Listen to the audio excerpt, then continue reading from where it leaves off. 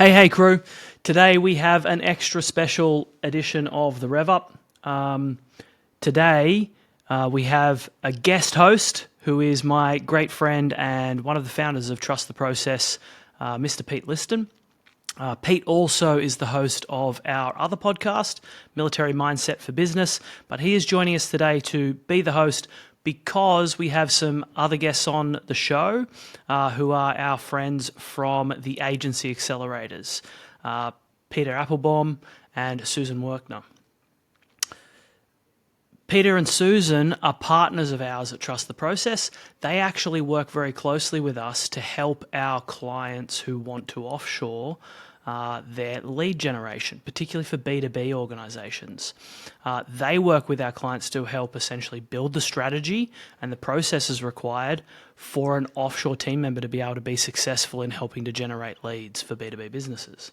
And so we work very closely where they help the customers and the clients to be able to put those things in place. We then provide the offshore staff to fill the role and be able to execute against that strategy and those processes. Susan and Peter are joining us today. The three of us, with the help of my good friend Pete Liston, are going to talk about B2B lead generation.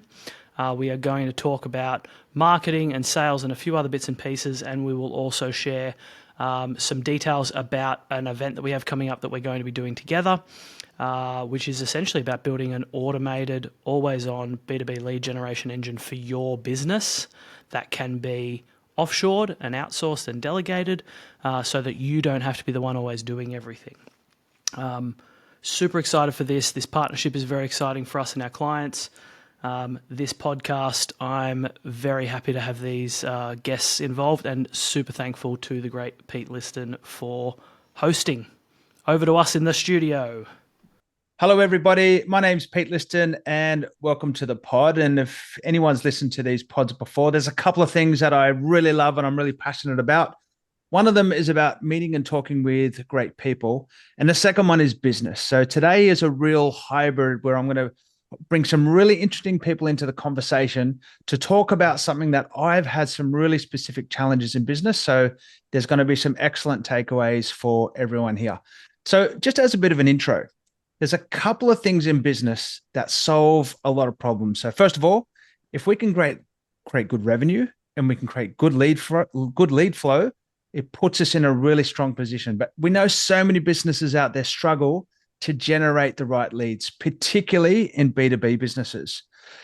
And marketing has always been one of my challenges in business that I've really tried to develop. Now, it's a real dark art of how to understand, how to really drive definitive value out of your marketing from the point where who you are and what you do it and how are the relationships that you create. So for me to really elevate my own performance as a business owner, I've had to rely on good people, get good advice. And on that note, I've got three very special people with me today. First of all, Peter Applebaum and Susan Werkner from the Agency Accelerators. G'day, Pete and Susan. Hey, Pete, how you going? Fantastic. And last but very not least, Ben Shipley, who's our Chief Growth Officer at Trust the Process. G'day, Ben. Hey, g'day, Pete. Perfect. So I'm going to throw over to Peter and Susan first. Can you just do a quick introduction of yourselves and tell us about Agency Accelerators? Well, Susan and I have started Agency Accelerators just under 4 years ago, just before the pandemic. Great timing, eh? We've been long-term marketing agency owners, and we decided just before the pandemic we wanted to have a little bit of we just spotted a gap in the market where a lot of marketing agencies, fellow marketing agencies, and broadly speaking, service businesses, exactly what you just said, Pete, they struggle with business development, with marketing in particular, but having that regular lead flow. And we've started Agency Accelerators to answer that need. Because it's such a powerful thing here. What one corporate client, that one great relationship can make all of the difference here. And this is really what you guys are about, yeah? Correct. Yeah, absolutely. I think, look, basically, Peter and I are agency owners already. So we built our own agencies over the last, 20 years for Peter, 17 years for myself, separate agencies. And we always work with corporate clients. We worked on the corporate client side when we started out as marketers after university. And then we eventually ended up, I guess, both of us separately starting our own agency. So for us, we realized after building our own agency that we have a lot to share with other service businesses and agencies, because one of the key, I guess, pain points, as you said quite rightly, Pete, for many agencies is marketing. Marketing is both, we always say it's an art and a science. So if you have to have marketing, which everyone does, we always say the accountants are great, but you need something to count. And who makes that? The marketing people. They're the ones that are helping you market your product. Until then, the CFO is twiddling their thumbs. So it really is a really vital part of any service business is the marketing part. A friend of mine runs an engineering business. He's electrical engineer, and he's a very smart guy. And he used to, in a fun way, used to be quite just give me jibes. Oh, you marketing types, you just fluffy marketing types. Guess what happens when business goes a bit quiet? That's it. Peter, I need some advice. I need some help. We need some marketing. Oh, mate. And I guess it was my real... Look, I knew enough about marketing to be dangerous, but really not enough to be competent in any way. And that's why Ben joined our team, coming up to sort of more 18 months ago now. Ben, give us a quick intro about you and what you do and where you've come from. Well, look, I come from a very specific career in sales. I've spent a long time as a salesperson myself, and then a long time managing and building sales teams. And over the years, actually kind of grew into being more involved in marketing, more involved in lead generation and brand and all of those other bits and pieces. But ultimately from a sales background, and, came out of business coaching, out of higher education, out of finance, out of events and sponsorship and all those sorts of things. And obviously joined Trust the Process, as you say, 18 months ago to help really drive the growth of this business, right? Which, we're here talking about marketing, but I mean, ultimately, exactly as Susan and Peter talked about, like all business growth is sales and marketing led. Mm. The problem and the problem a lot of businesses face is actually in the resourcing of those things, right? Marketing's so complex. There's so many different skills. Sales, it's just really hard to find people that want to work really hard and do the right thing and help the customers, all that sort of stuff. So, so many businesses go through this cycle where they try and hire people. They try and hire a marketing manager, and they think, I'm going to hire a competent marketing manager because that's going to solve all of my marketing problems. And ultimately they go through this cycle, right? This cycle of very expensive trial and error as they slowly kind of build up what works and what doesn't, and make a bit of an engine that's kind of starting to work. And they go through a few people, and it's just like, it's incredibly inefficient, it's incredibly expensive, and it's incredibly frustrating. And so many business owners just bail out of it. And so, when I joined Trust the Process, for me, I'm somebody who'd used offshore teams for years. I've hired people in 30 odd countries, and always found it really helpful to be able to mix, different costs of resources. But it's a thing that's not that easy to do, especially if you're trying to make stuff up as you go along. And so, obviously love talking with Susan and Peter, because you guys know how to make it work. We know how to outsource the resources in order to be able to then deliver it, put those two things together, and you get growth that a founder or, key executives within a business don't actually have to personally do themselves. And I actually think it's worth mentioning that we're not just talking about this sort of stuff. We're putting our money where our mouth is. We've been working, just how we first came into the orbit of Trust the Process, through meeting Pete at a entrepreneurs club 3 years ago, Pete. Yeah, be about that. And we was impressed by the cut of his jib and what his I guess you're obviously a good marketer. You're a good marketer, Pete, because obviously you got through to me. And it's like, we've been working with outsourcing Trust the Process, using Trust the Process to outsource a lot of our sales and marketing needs ever since. And many of our clients are doing the same very successfully. So we're not just talking about this, we're actually putting our money where our mouth is, and it works. Love it. Hey, I'm going to start unpacking a little bit of some marketing insights. But before we do that, you two used to host a TV show on Sky News, is that right? Yes, we did. Tell us about TV. Well, what's it like being on TV? Very Wow. busy. Before part of being on TV was easy. The easy part, it was getting ready for it. That was the hardest. I actually said the 23 minutes we were Yeah. live to air was the easiest part of the whole week because Yeah. all the work had been done. Was it live and unscripted? No, scripted. We wrote the scripts ourselves. Yeah. We basically approached Sky News about 18. We actually had been approaching them, talking about persistence and sales. I've been on A Current Affair for 18 odd years, doing a lot of on a regular basis, doing a lot of their marketing. You're their marketing specialist. Marketing specialist and go-to. Anything to do with Barbie dolls. That was the latest one. Yes, you want to know about Barbie dolls. It's talking about my private activities when I was younger, Susan. It's just it's not right. We're among friends. We are among friends. But so I'd always thought that the big miss, because we've got 2.5 million Australian businesses, the vast 98% of them are small to medium enterprises, as you know, if not more, quite frankly. And exactly what you said in your intro, Pete, there's so many of them are not clueless. They're obviously smart business people in their area, but sales and marketing is a bit of a dark art and an area where there's a lot of pain. They want the continuity of leads, the continuity of to make sure that the business grows in a way they should. So I always felt that there's a gap in the market. There should be a TV show specifically for small businesses to help them with their marketing.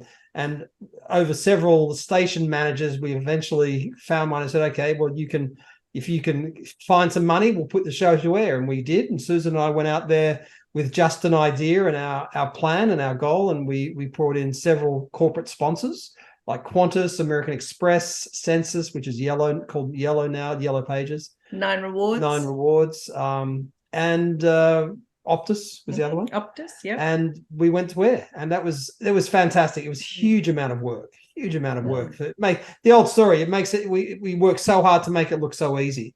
The opportunity and the challenge was the Sky said, okay, there you go. You got a half an hour every Thursday night at 7:30. Over to you.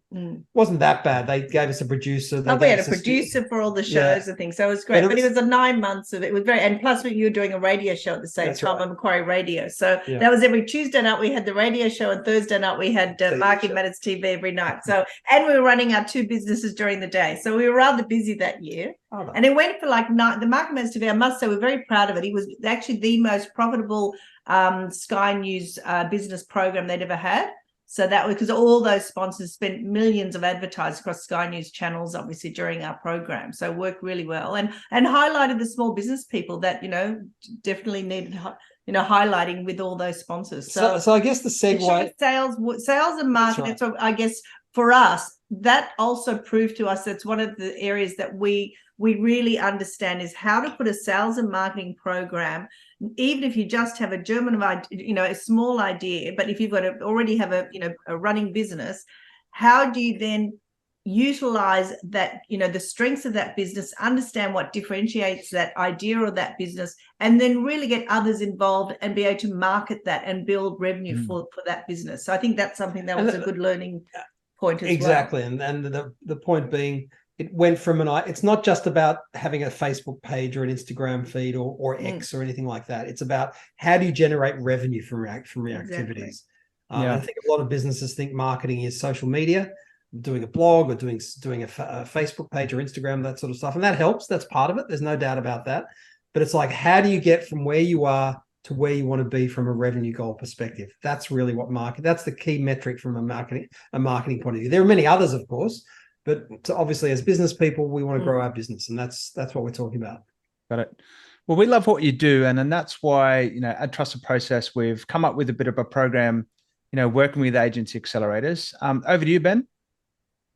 Yeah, I mean, look, there's part of the reason why we're here. We've wanted to have you guys on the podcast for ages, but we've been talking for the longest time about how we solve this problem of being able to bring, outsourcing and good strategy and process and in marketing together. And so I suppose this is kind of the announcement, right? Like we've actually formalized a partnership. We are going to be working together where the Agency Accelerators will be helping our B2B clients to build out their lead generation programs.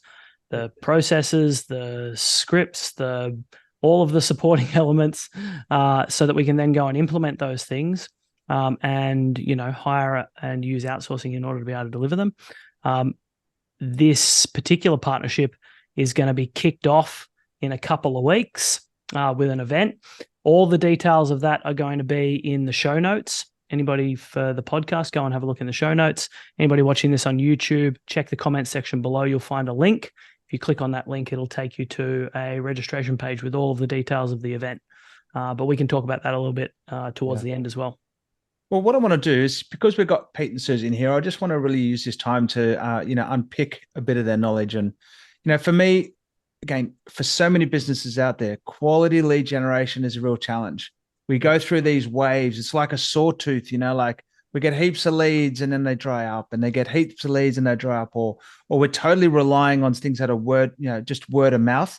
But, this is really limiting for the business in terms of how we can really drive, scalable growth. Just throw to Pete and Susan, how do you guys create a robust lead generation system, and what does that look like?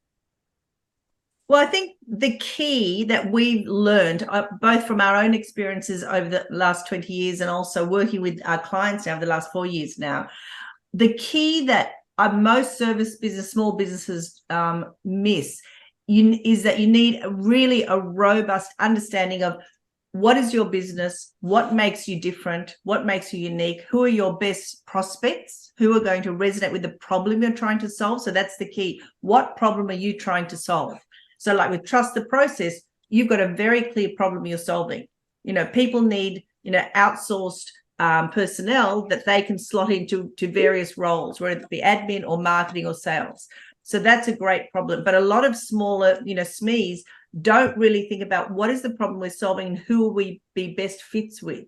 So that's really the number one step in terms of a process. And from there, that's where you then build that sales and marketing strategy across different platforms, and across the type of positioning and messaging you need to really resonate with the type of clients you want to work with and customers you want to attract to get revenue.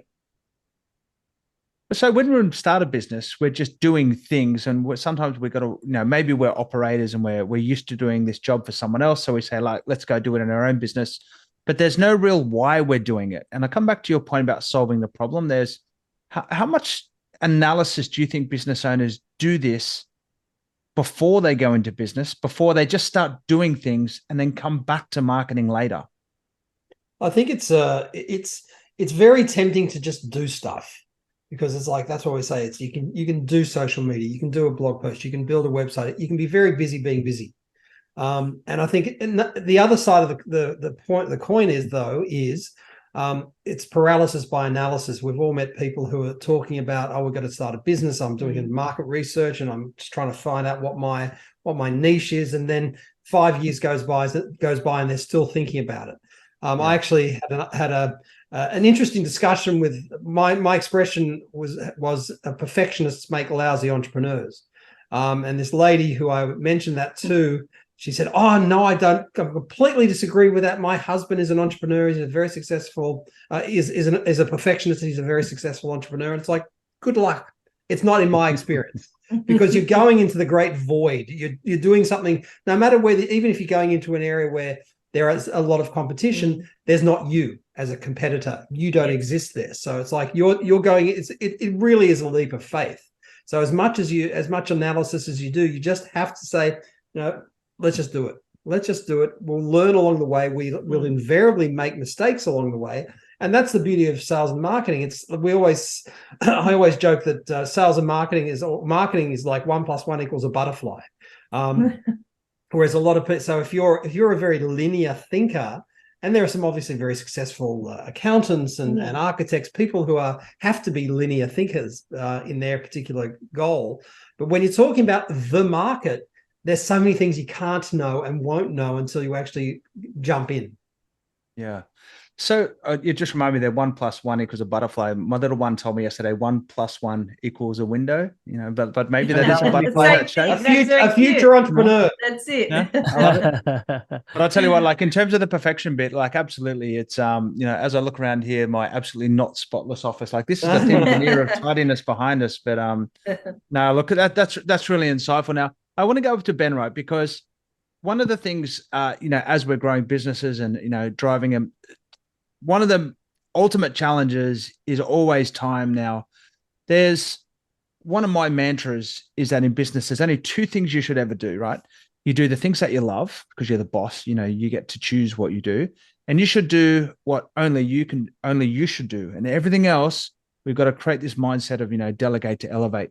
It is a little bit of a selfish thought, in terms of how you value your time. Now, Ben, how do you spin this kind of thinking into what you do every day? I think it's super important thinking. And it's super important because one of the real keys of business growth is ultimately resource allocation, right?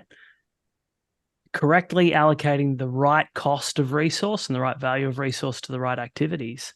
And, if you are a founder, if you are a sales director, a marketing director, a CEO, any of these highly paid senior roles in any businesses, you ultimately have to be very careful about how you spend your time.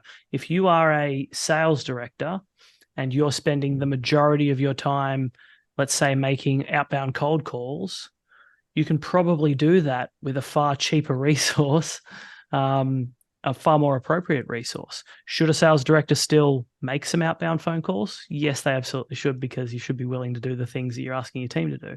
You should know how they work. But for me, there's going to be things that are in your role, that are in your business, that are appropriate for you to be doing. If I'm a founder and I'm doing anything that I wouldn't pay somebody at least $80 an hour to do, I probably shouldn't be doing it myself. Granted, brand new startups, that's not the case. There's just you, so you do everything. But as you move along.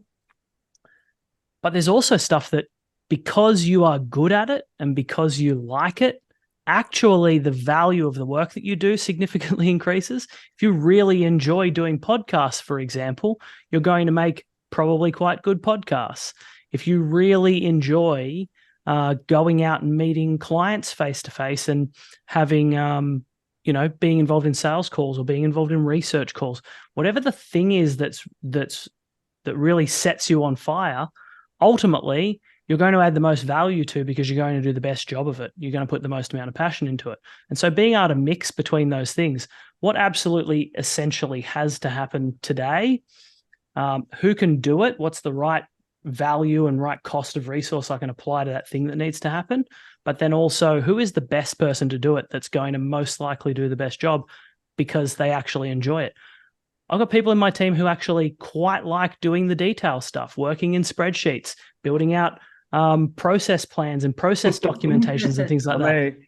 Not me. And they're welcome to it. Yes, they can have that one. But there are people who enjoy almost every type of work, right? And so whoever enjoys it is probably the best person to do it most of the time, because they'll place the most attention on it and give it the greatest get the greatest output. So I suppose that's my version of it. Like, there are going to be things that you're really good at and you really love, and you should try and do those things. But the flip side of that is there are also sometimes just things where shit's just got to get done and somebody's got to do it. And if nobody does it, then there's a problem. I think that's we call that the Superman complex. Like business owners think that they can do everything, and only they can do everything.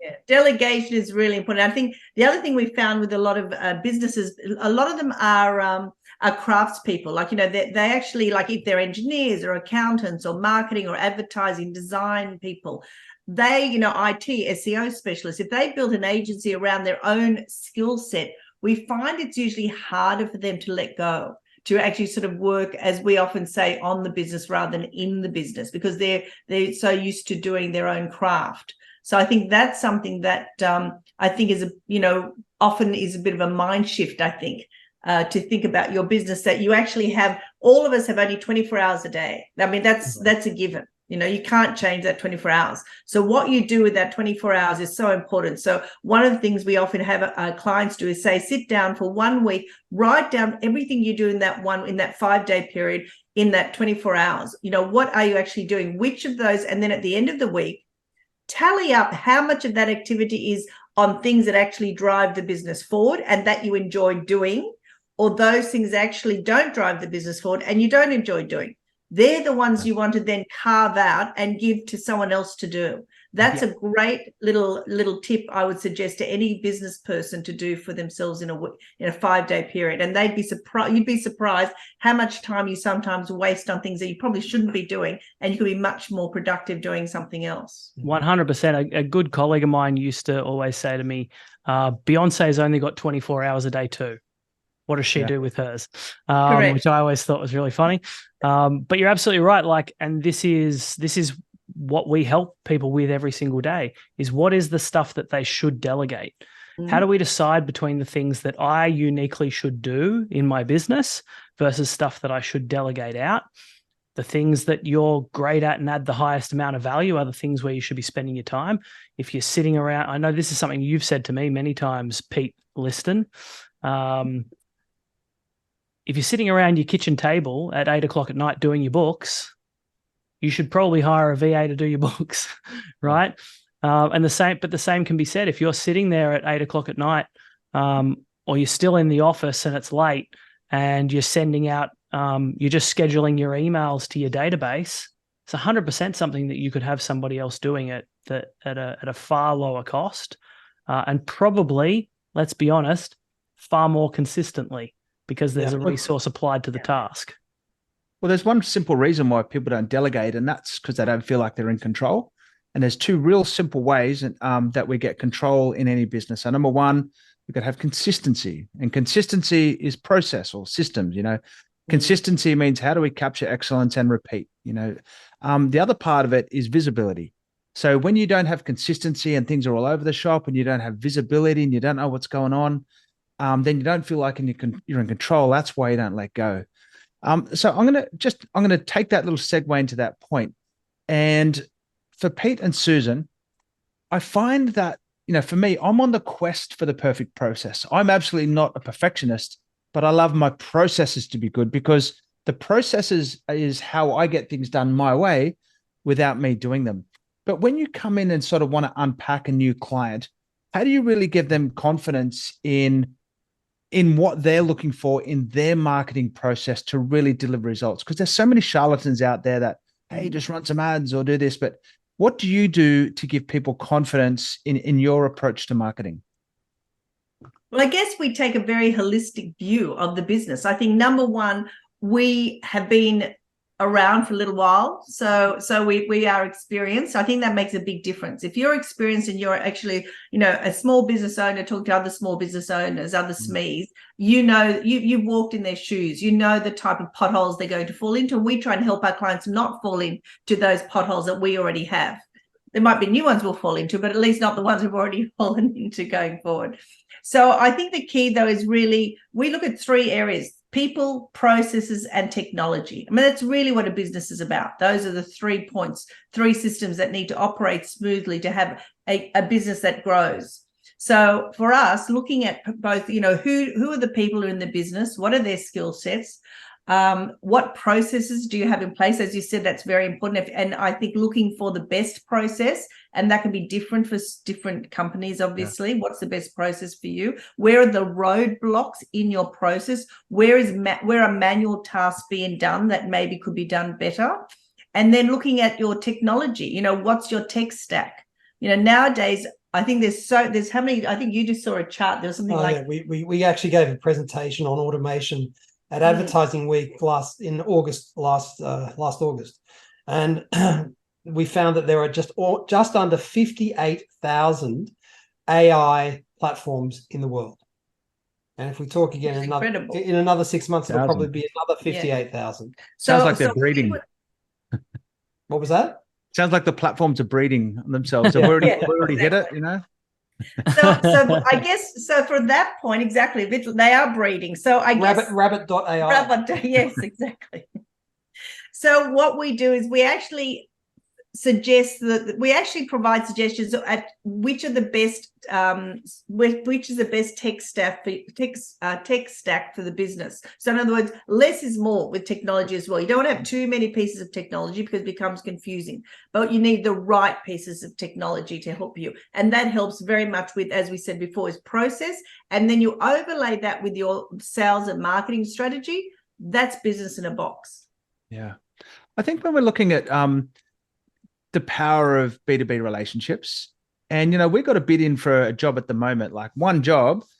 We get that one job, we basically grow our business by 120%. Wow. So we've been working, pretty fastidiously and growing and growing and growing and growing. But one right contact, the one right job could in an instant change everything for us and really change our direction and change our whole pathway. For me, though, marketing is about taking people from unaware to being aware of us. Yeah. When I'm looking for a great corporate client, how do I make that first shift from unaware to aware, so then I can start this gentle progression of engagement, curiosity, discovery, interest? How do we make that first step? Well, we're big believers in an omni-channel approach. In other words, it's not just one thing, because you just never know. Like we've picked up clients who we've sat next to at conferences, and they've become corporate clients who we've sat next to and started chatting, and we didn't know them, they didn't know us, and 2 months later they're a transformative piece of business. It could be an email. We've had one client of ours who started as a result of working with us, sent out an email. Who knew email works? And as a result, they sent it to they only had a small database. They sent it to one corporate client, and as a result, the client was impressed, put them on a pitch list, and that they won the pitch, and it was a transformative piece of business. So you never know. It could be that social media post. It could be a link. This is why we're saying have as many quality touch points as you can and put it out into the market, because you never know who is consuming what. Now, I know that can be overwhelming, but I think if you focus on delivering value and syndicating, and I know that's probably part of one of the separate conversations you've been having, Ben, when it comes to content as a service, which we love. We love that strategy. You record once and you syndicate it. You can turn it into a video, turn it into a meme, turn it into a blog post. That's the point. Not everyone watches videos, but they read blog posts. Not everyone reads blog posts, but they go on LinkedIn. That's the point. It's just have as much quality content out there, thought leadership content out there. And that's how you do it. It could be a phone call. We're big believers in the value of calling, warm calling and cold calling. And another great resource we're still finding to this day is people we haven't worked with for some years. Call them back. And as a result of that, where you can pick up business that you wouldn't know about. And I think that's a very important thing. Well, all of those multi-channel approaches, like I guess as one of the first lessons that I learned getting into business was like, we just try one thing and we get fixated or blink at it. We just go over and over and go over and again until it either did or didn't work. And then we'd switch into the next focus. We're like, hey, let's run some ads. You need to get Facebook ads out there. So let's pump some money into that. But I'm going to go to Ben on this one. There's some really simple tools out there. There's only so many hours of the day you can be on the phone and do all of these things. But going back to Susan's point as well, automation is driving leverage. Using the technology tools that we've got out there, we can take that multi-channel approach and not only do many things at one time, but get the attribution and the data to ultimately see, is this working or not? So we can either do more of it or less of it. Just your thoughts on, Ben, and how do we digitize this? We've become an increasingly data-driven world. I know we talk a lot at Trust the Process that we very much want to be able to enable our customers' businesses through data, through automation, through technology, through reporting. But actually, if anything, we kind of prefer just talking with humans and doing business with people. And talking about being a little bit old school in that way, but obviously trying to, making sure that we stay at the forefront and use those things. And data and insight are super important, and what we look at really matters. I think probably one of the most important things when it comes to really understanding what's happening in our revenue generation engines is is very much being aware. Is very much being very critical of the things that we're doing, and being aware that the things that work aren't always the things that we can see, and the things that we can see aren't always the things that are working. And I think there's some really good examples of this out there. Peter, you mentioned before about like a winning business, you're sitting next to a person at an event, right? And the business that only relies on digital attribution and tracking would see that person potentially come into the business as offline sources, or might come into the business as organic search because they met you, they lost your card, or they got your card and they went and typed your website in, and you get a lead that comes in that's direct traffic, right? Or they typed it into Google, and all of those things ultimately mean that you go and spend a whole bunch of money with an SEO agency instead of spending more time at events, right? And so I think for a lot of those things, we have to be very honest with ourselves about what's working and what's not. But we also have to be very clear about where we have volume. Like, have we actually done enough of this to be any good at it to figure out whether it can work? And ultimately for us, systemization, automation, all of these things, it's not always that a technology has to do it, but we have to work backwards, right? We talk here all the time about purpose, process, platforms, people. We have a slightly different one to you and Susan and Peter. But you kind of have to work in that order, right? What's the process? Can you run it through a platform and automate it? And everything that you can't automate and run through a platform, you've got to apply people to it. And so really taking that approach of, do we have a good process in place? Have we run enough data through it? Have we had enough shots on goal to figure out whether this thing works? And then at the end of that process, we need to be able to apply a person that can then go and deliver on that process and repeat it and repeat it and repeat it. Automation is not, to me, automation is not just a piece of technology doing the work. An automated process is a process that I don't have to do, right? To a degree. You probably want to have as much of it done through tech as possible. But if you've got a huge portion of it done through tech and then a person at the end of it working and delivering all the pieces that the technology can't quite sew together, you still end up with an automated process because you now don't have to do it. Human automation, you might even say. Yeah.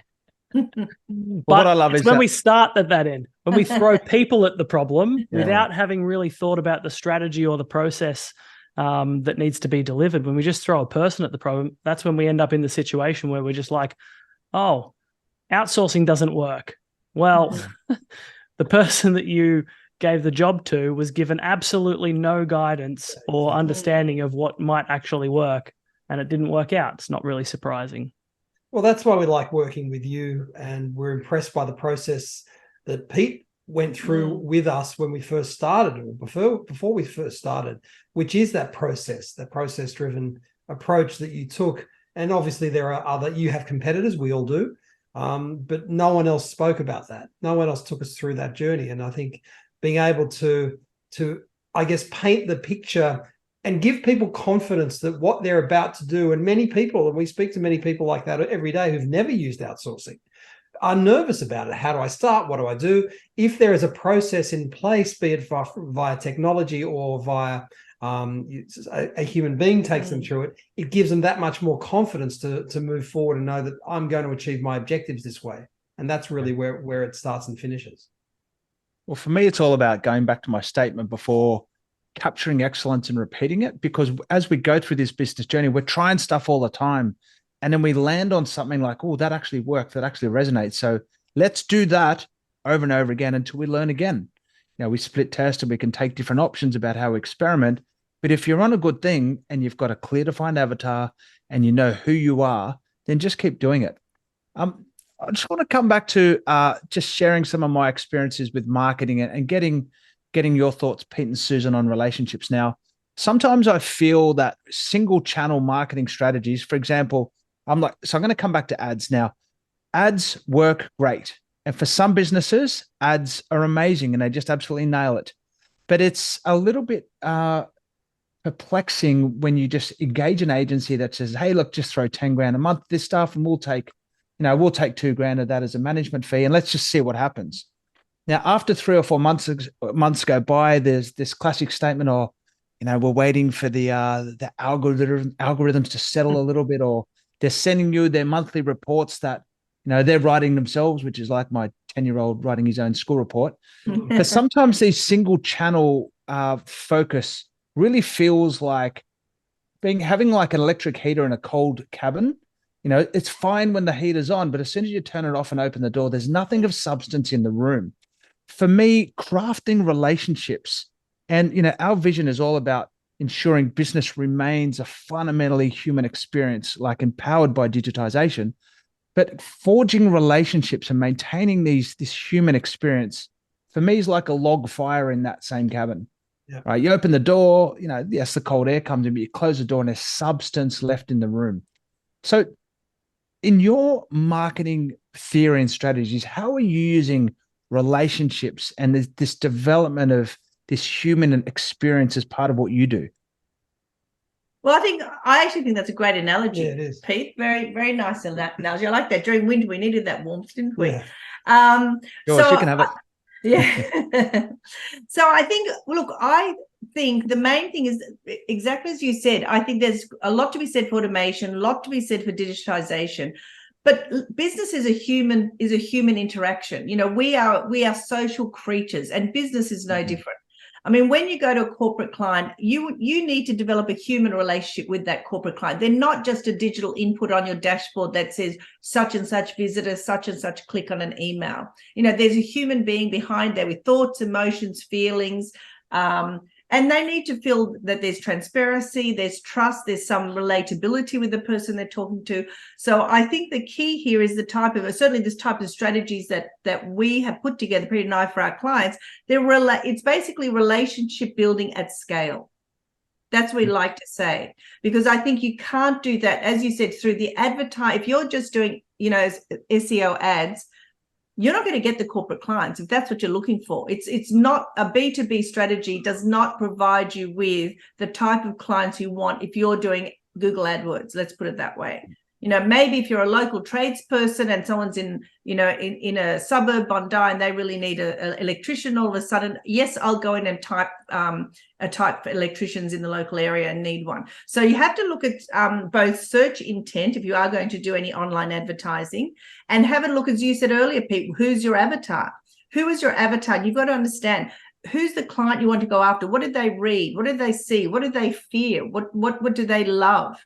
I think the more you can understand your clients and your customers, the easier you can wrap a sales and marketing program around that avatar and know that your message is going to resonate. That's really probably one of the most important things. And that's how you get the human connection, because what emotionals, not in a way strings to pull, but how emotion will also interact with that rational decision they're going to make. As we all say, people decide emotionally and then justify rationally. With data, yeah. So we all do that emotionally, and that's relationships. And the other point is, if you're talking about corporate clients, the chief marketing officer of Westpac who's looking for an agency, for example, or an IT support company, they're not going to click on a Google ad, because they don't need to. No, they're being hit on all day, every day by potential suppliers.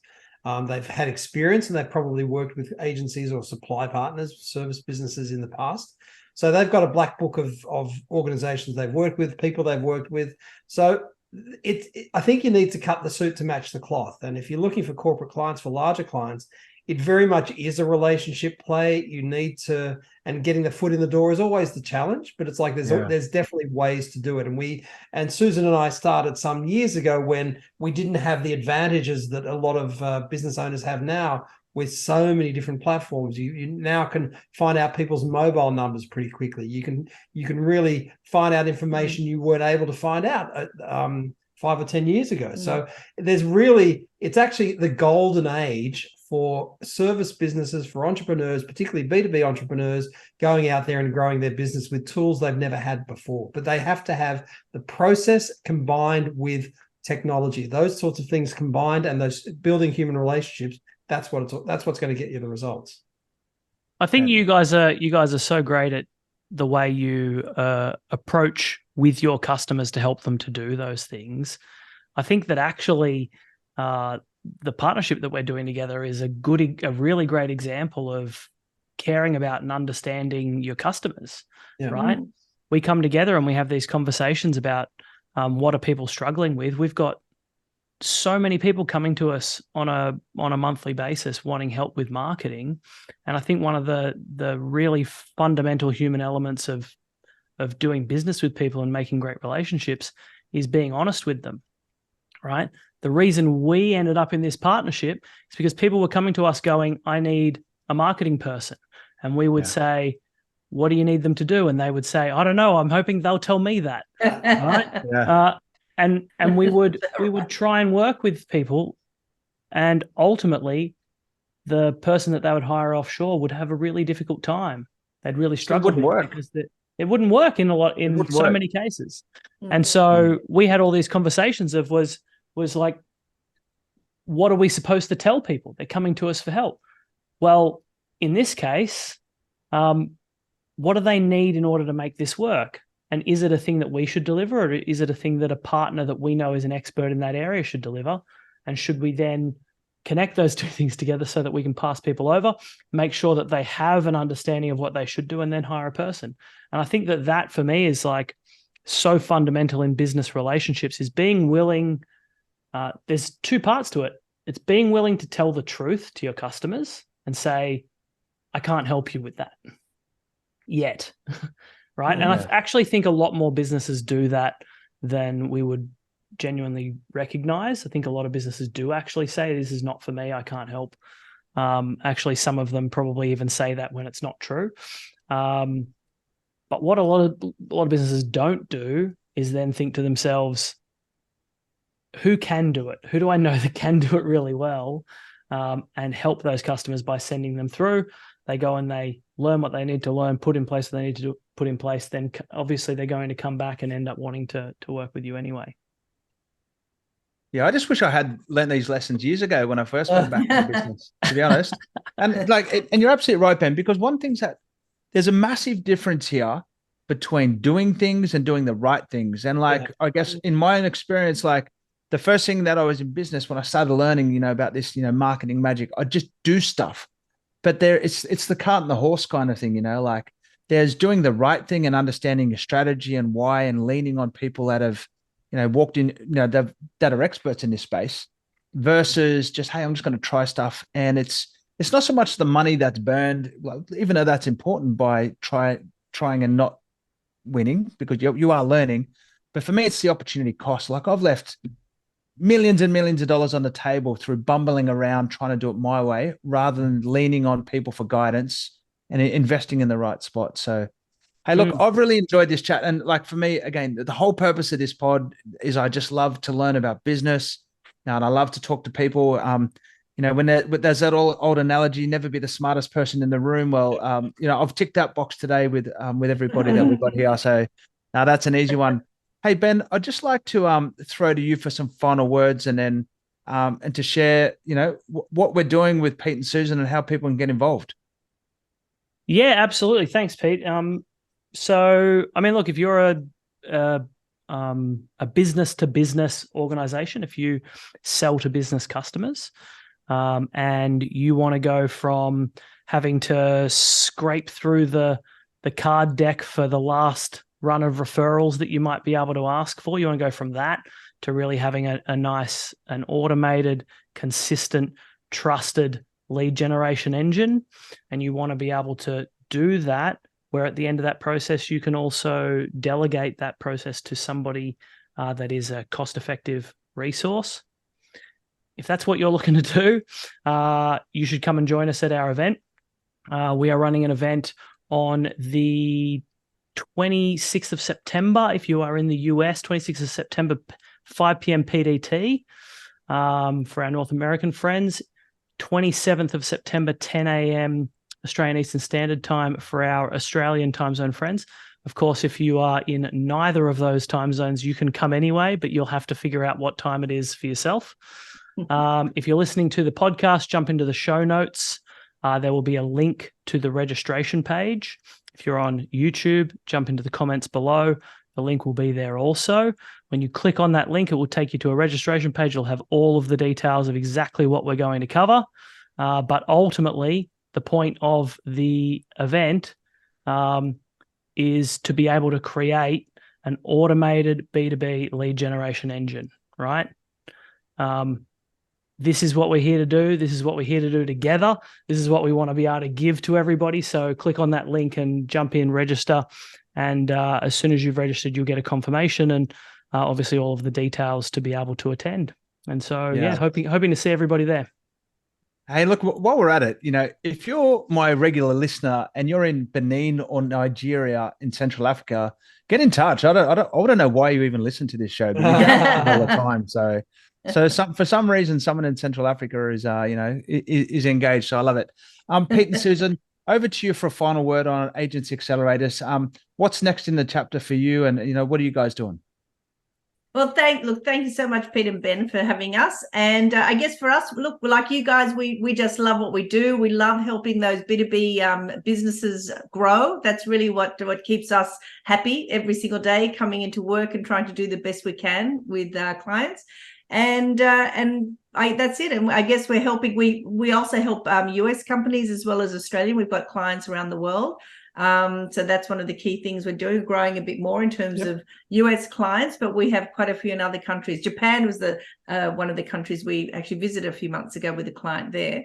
But we'd love to have you all on the webinar that's coming up, and we're really happy with the partnership with you guys. It's been wonderful. And the webinar is actually an example. We've done many, many webinars over the last 3 years or so. We're big fans of webinars, big fans of content marketing overall. As goes back to what we were saying before, it's quality touch points. It's all about adding value consistently. And that was a word you used early on, Peter. Consistency is such an important thing. You just give me a good plan that's consistently implemented. That's going to get you the results. And I think that's what it's all about. And that's why we keep having wonderful, we love doing webinars, and we're very excited for this one coming up with you guys. Perfect. Well, get into the show notes, all the links and that'll be there, and jump in and register. And to for the people out there in Central Africa, stay tuned. Looking forward to it. I love it. My name is Pete Liston. Thanks for joining us on the pod. Really appreciate Ben, Susan, and Peter for joining me today. Out. Thank you. Thanks. Thank you.